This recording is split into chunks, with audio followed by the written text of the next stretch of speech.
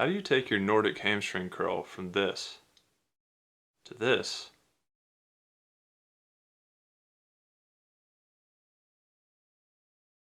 to this?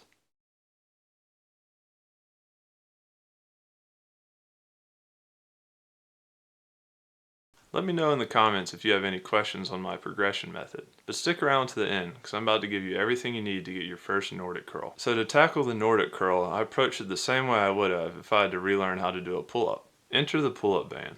To learn a pull-up, you wouldn't train it by only pulling yourself up in the top part of the range. The best way to learn pull-ups is with a weight that you can control for the full range of motion, and there's no better tool to achieve this than the pull-up band. Pull-up bands were one of 3 critical variables that I used to progress my Nordic curl. The second variable was elevating my chest rather than my hips. The bottom range of motion in the Nordic curl can be incredibly intense when starting out. I wouldn't take this to an extreme of chopping off half of the range of motion, but elevating the chest 8 to 10 inches is a great place to start until you get used to the movement.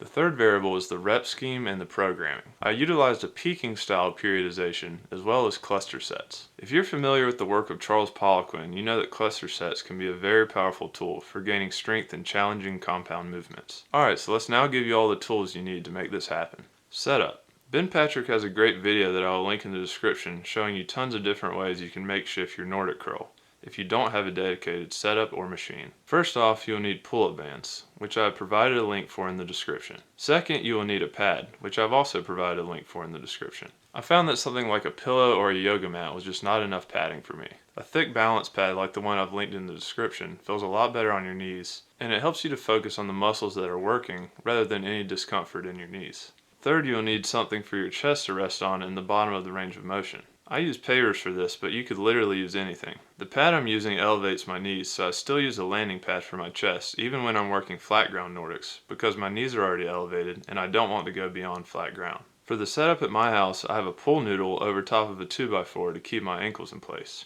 I work out with a partner, so we hold the band for each other. If you're working out by yourself, you can simply fasten the pull-up band to something behind you. This could be something anchored to a wall if you're training from home, or something like a power rack if you're training in the gym. Frequency. I personally only train Nordics once a week. I found that they were way too intense to fully recover when I tried to train them twice a week. I recommend training them once a week and then doing a different auxiliary hamstring exercise like the Jefferson curl on another day in the week. Periodization and loading. The peaking style rep scheme that I followed for my progression is chopped into 3-week cycles. Week 1, 3x8, week 2, 3x6, week 3, 3x4, and then start back over. The cluster method comes into play once you get to a place where you're brushing up against failure. You should not start with a weight that you have to use the cluster method for on your first 3-week cycle. If you aren't familiar with what a cluster set is, it's breaking up a set into bite-sized chunks so that you can achieve more total volume with a heavier weight than you could if you did the reps without a break. For example, different cluster versions of an 8-rep set could be do 4 reps, rest for 15 to 20 seconds, and then do another 4 reps.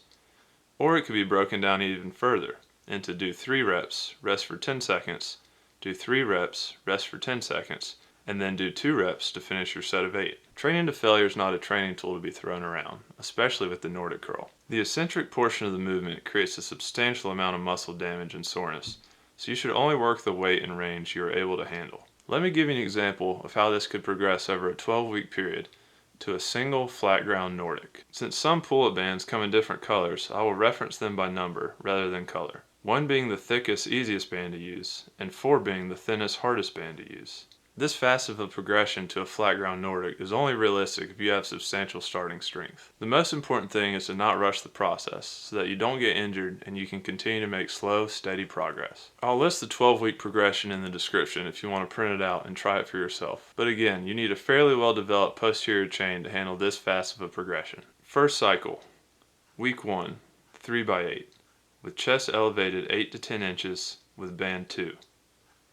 Week 2, 3x6, with chest elevated 8 to 10 inches with band 3. Week 3, 3x4, with chest elevated 8 to 10 inches with band 4. Second cycle. Week 4, 3x8, with chest elevated 4 to 6 inches with band 2. Week 5, 3x6, with chest elevated 4 to 6 inches with band 3. Week 6, 3 by 4 with chest elevated 4 to 6 inches with band 4. Third cycle, week 7, 3 by 8, cluster style, 4 rest 4, with chest elevated 2 to 4 inches with band 3.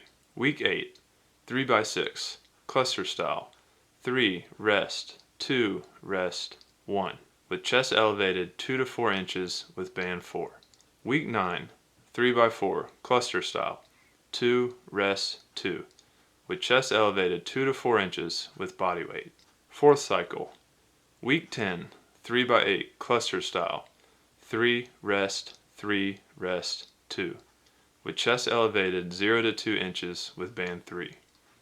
Week 11, 3 by 6, cluster style, 3 rest 2 rest 1, with chest elevated 0 to 2 inches with band 4. Week 12, 1 rep of flat ground bodyweight Nordic.